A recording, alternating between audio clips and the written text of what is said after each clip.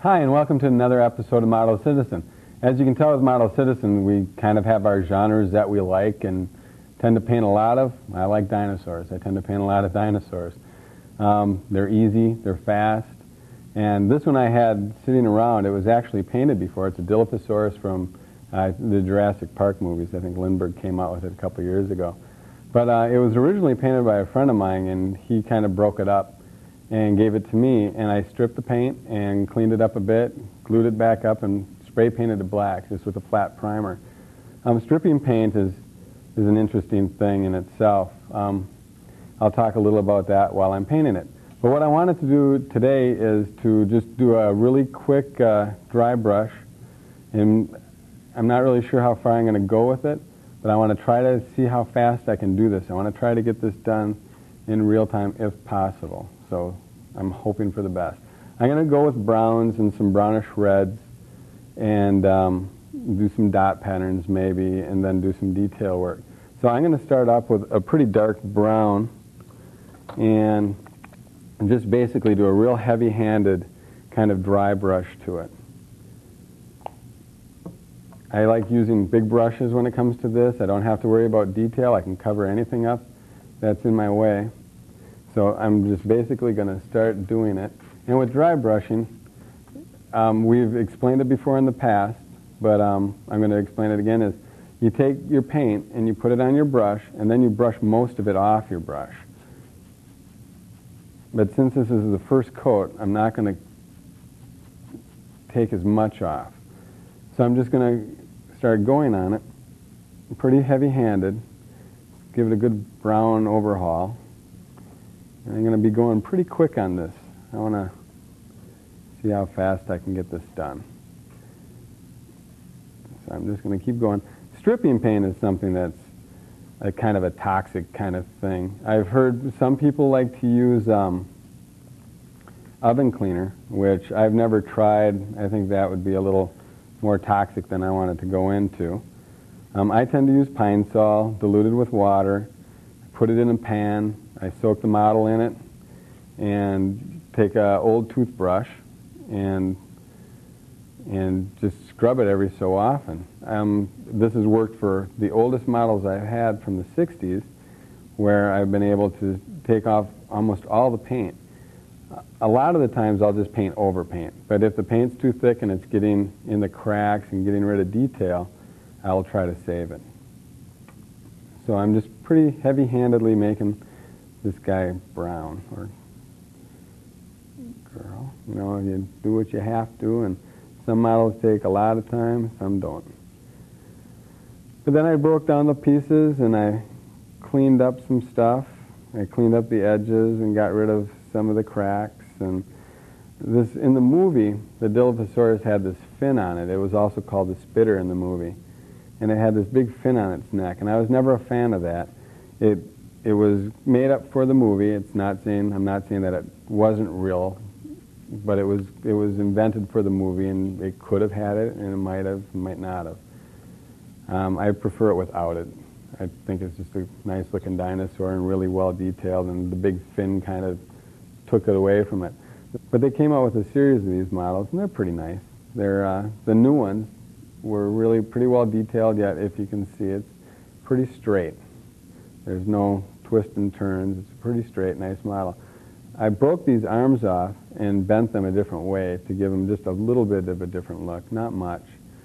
But I think he turned out all right, and he'll look good on the shelf when he's done, I hope. So that's basically it with the first coat. It was just really fast and furious, and I'm just covering up the black. I'm not worrying about the base, and I'm not worrying about the detail spots because I'll paint over those. And I'm going to try to keep these fins a little bit cleaner too, and I'll probably make these like a brighter red, like the blood goes up into those when he's either angry or defensive or mating or whatever. There's a lot of theories when it comes to dinosaurs, and the one thing they'll never know is what color they are. I shouldn't say never, because you just never know. But color is the one thing that they don't know. They've found enough skeletons to basically put them together and do a good job with that, and now color is a primary thing. All right, so that's the first coat. Now what I'm going to do is I'm going to grab a lighter brown, but what I want to do is I want to add a little red. I want to make them a little more red. And what I think I'm going to do is use the initial color, add some lighter color, and add just a dab of a rust color. I like rust. And I generally don't mix too much, and I'll mix with the bottom of my brush. But since I'm dry brushing, and it's kind of get a mix when you just do that. And then again, this time I'll probably take more off, and this kind of eats up the paper towel, or for the most part I use either newspaper, paper towels, anything that's semi-absorbent.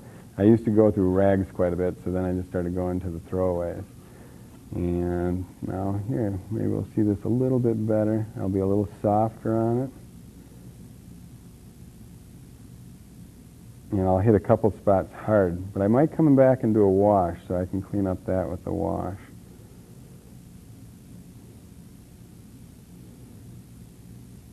And you're still not noticing a lot, at least with the lighting of the studio. I'm not seeing a remarkable change. And the good thing about dry brushing is I can basically hang on to this as soon as I do it. It dries almost instant. Dry brushing is kind of a term that's fake in itself because it's not dry. If it were dry, it wouldn't be brushing on. But you're wiping off most of it. And the best thing to do with this is to practice. It goes on really good. What I'm going to do now is I've done 3 coats, and you can see it really well if you're here, but what I want to do is I want to do something that you're really, really going to see. So I'm going to find a really light color, hopefully something that's not going to just make me regret having ever started it. I'm going to go with a flesh tone. And since I think I'm doing pretty good on time, I'm going to go really light, and I'm going to probably end up doing an antiquing wash. Another one of the Model Citizen guys showed me this, I think in our second show we ever did. And it was the first time he ever did it. And I've been doing it a lot since, and it really works well. Now this should show up really nicely. So if you want to get a nice close, you get to see. So now you can see that. And what I want to do with this is I'm not going to cover the whole body. I'm just going to cover some of the higher parts and get a good kind of light on the muscles.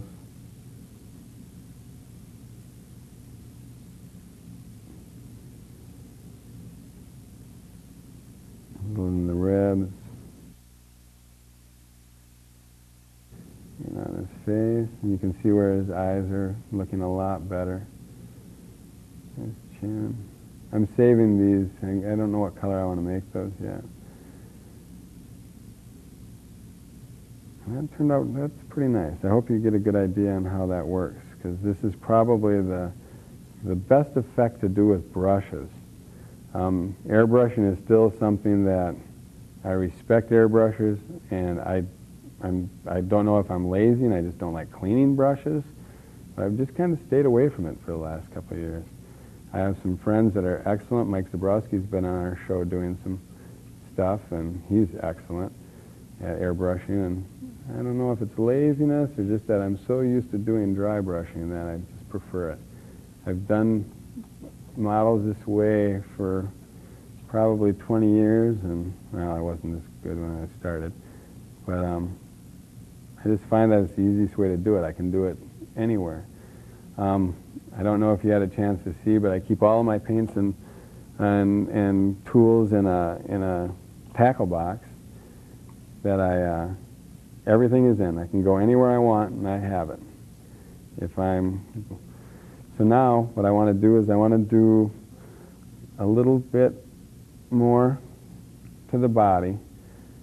So what I thought I'd do is I'll start with the dot patterns, like I said. Now I'm going to get this wet, and that's pretty much the end of this brush for dry brushing. So I basically clean it out quick. Brushes are the most expensive part of this hobby for the most part. I'll go through them pretty fast. That's why keeping them clean is the best thing to do.